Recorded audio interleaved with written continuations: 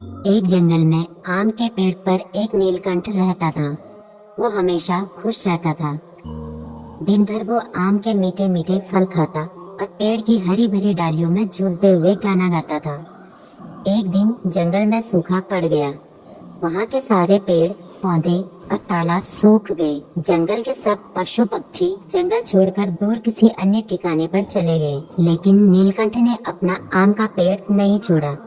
वो सारा दिन सूखे पेड़ की डाली पर बैठा ईश्वर से प्रार्थना करता और दर्द भरे गाना गाता था। फल और पानी न मिलने के कारण नीलकंठ कमजोर और दुबला होने लगा था। एक दिन उस जंगल के रास्ते से सैनिकों का एक समूह गुजर रहा था, जहाँ एक भी जीव जानवर दिखाई नहीं दे रहा था।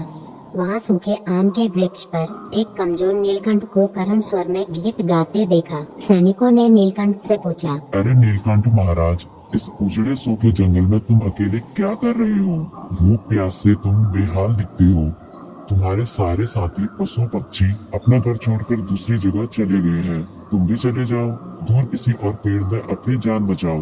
सेनापति की बातें सुनकर नीलकंठ ने विनम्र और उदार स्वर में जवाब दिया, नहीं सेनापति जी, मैं ऐसा नहीं कर सकता। मैंने इस पेड़ पर बने कटोर में जन्म लिया है।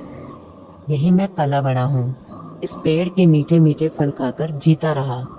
इसकी छायादार पत्तियों के बीच चैन से जीवन बिताया। यही मैंने कितने दोस्त बनाए। इस पेड़ ने मुझे कितनी बार दुश्मनों से बचाया। इसके साथ मैंने जीवन के कितने सुख भरे दिन बिताए। आज जब इस वृक्ष का बुरा वक्त आया है तो मैं इसे कैसे त्याग दूं? जिसके साथ सुख भरे दिन बिताए उसके साथ अब दुख के दिन भी बांटूंगा। नीलकंठ की बातें सुनकर सेनापति बहुत प्रसन्न हुए। वे अपने सैनिकों के साथ उसी वक्त उस देश के राजा के पास गए और उन्हें उनके राज्य में सूखते जंगल का समाचार भी दिया और जंगल को बचाने की भी गुहार लगाई।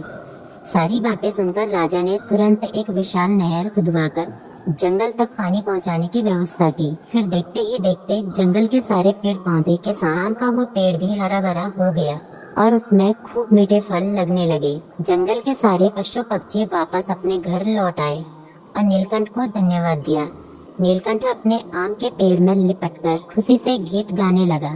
जंगल में खुशियाँ लौट आई।